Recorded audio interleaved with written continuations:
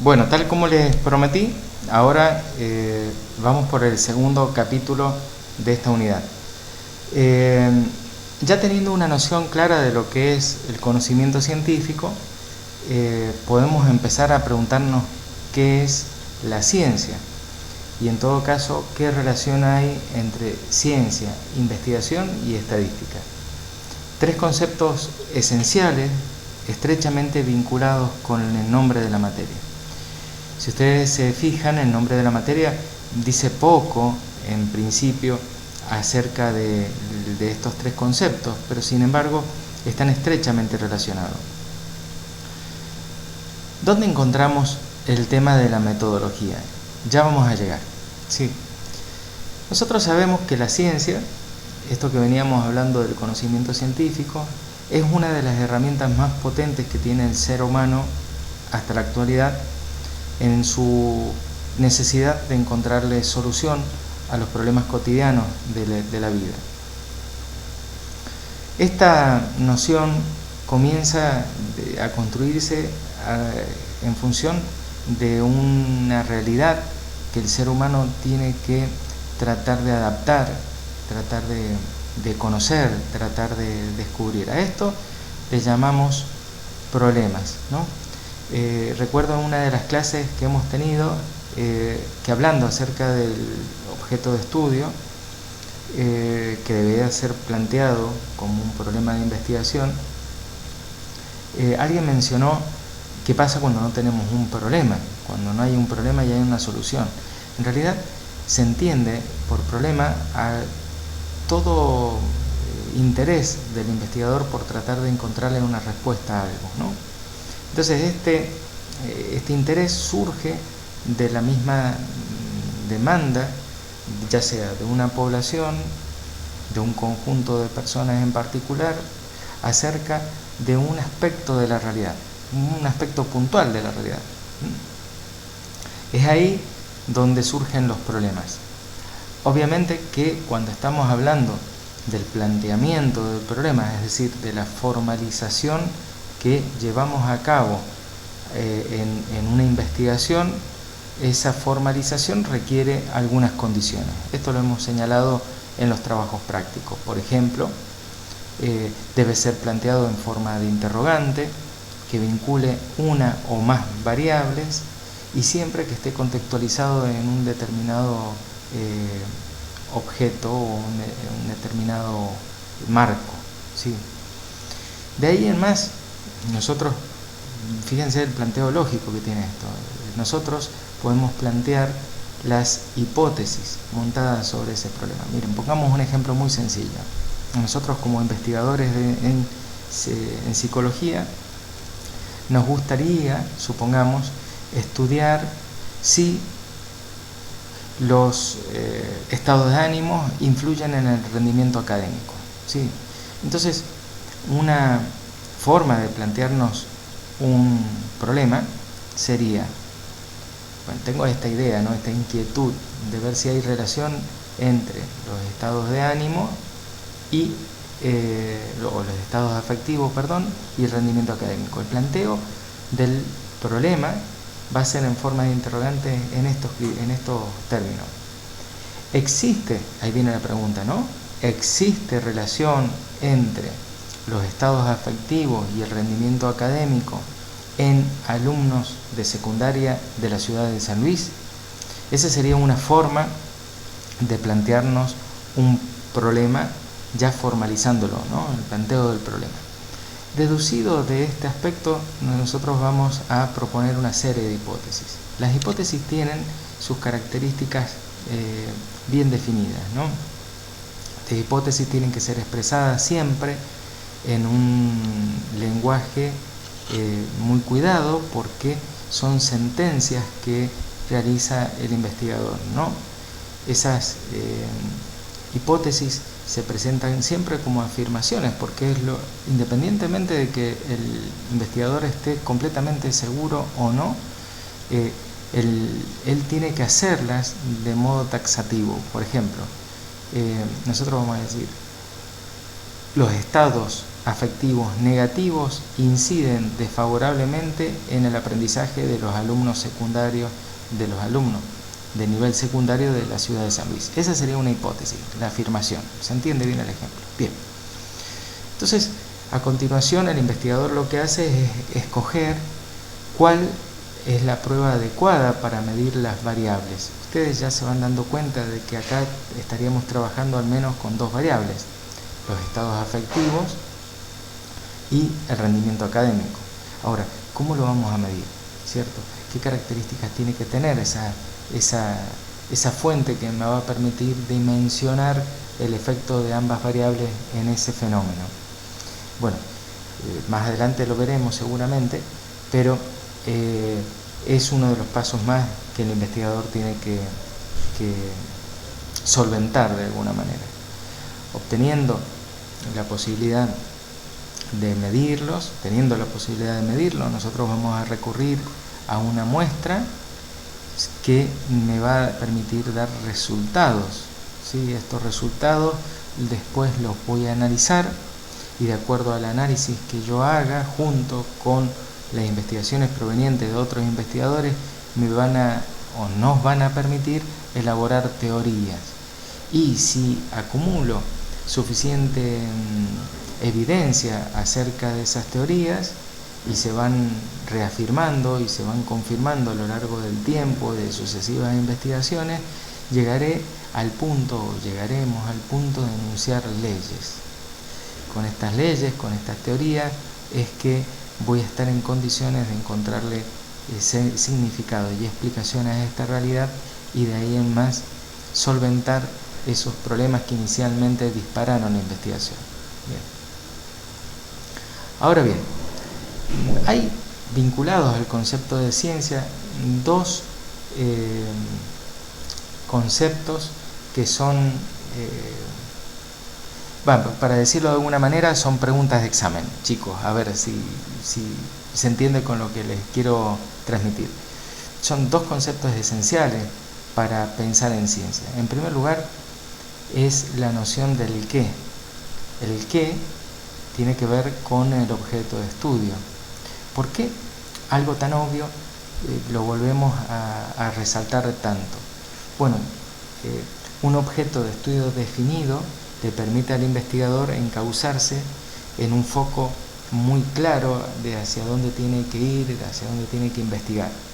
La ausencia de un objeto de estudio significa dispersión absoluta, muy propio del conocimiento vulgar, digamos, ¿no? De que, bueno, sí, y de repente me interesó esto y me fui para aquel lado y demás.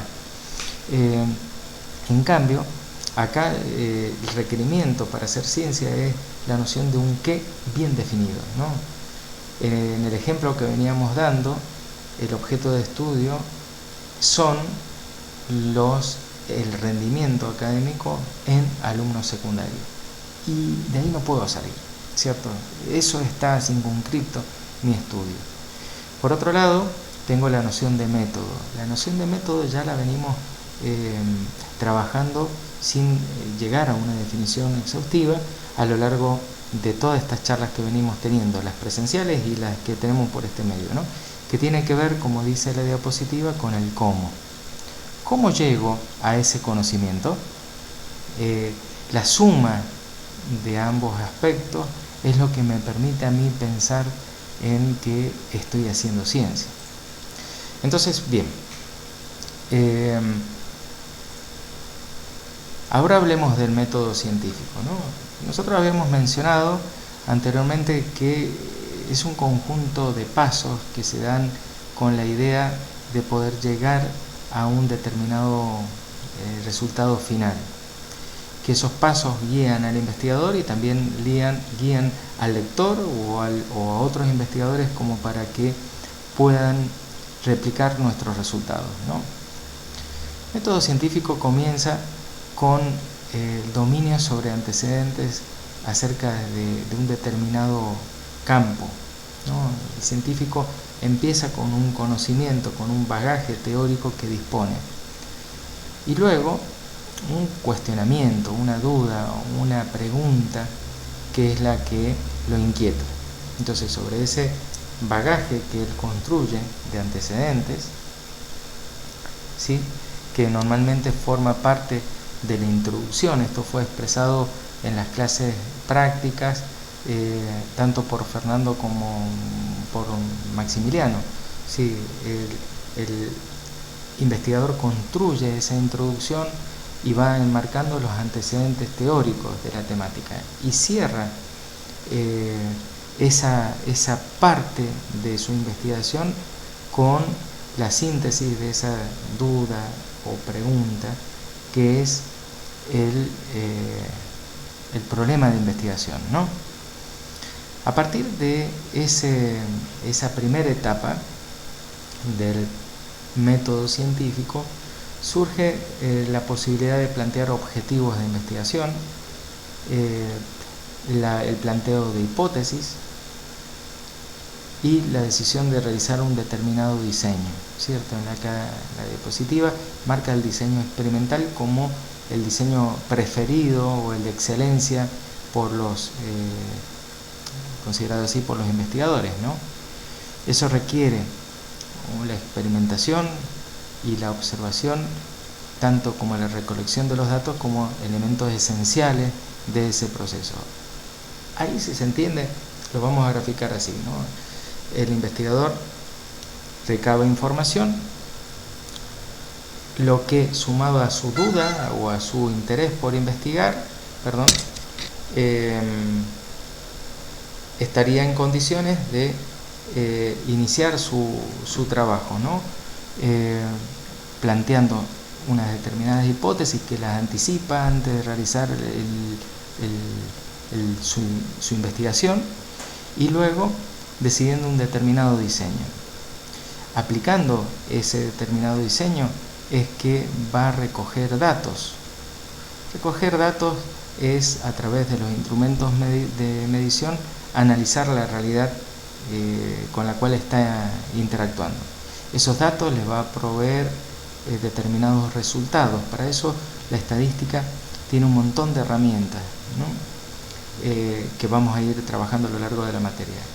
Del análisis de los resultados y la evaluación de los resultados, nosotros vamos a llegar a las conclusiones. Si las conclusiones, una vez expresadas las conclusiones, tengo la necesidad de dar a conocer ese trabajo en el ámbito científico, por eso la publicación. Ahora, ¿qué pasa?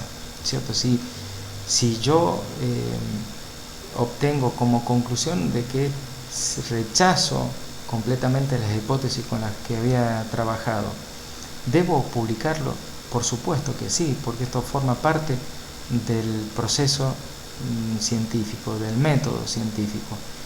Tanto como si acepto o si rechazo las hipótesis, hay valor en términos del conocimiento que he adquirido y nos dice si otras personas o yo mismo debo continuar por un camino o no.